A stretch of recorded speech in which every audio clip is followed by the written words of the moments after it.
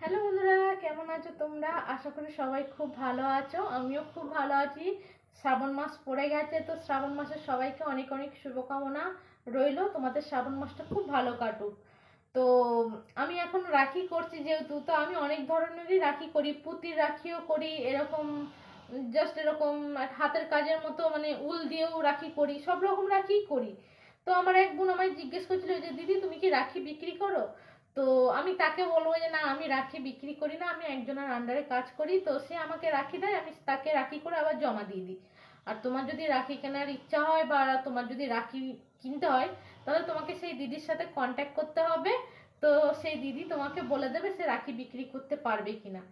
তো যাই হোক, আজকাল মানে খুব কাজে ব্যস্ত থাকার জন্য আমি ভিডিও ফিডিও বানাতে পারছি না, আর সময়ও পাচ্ছি না।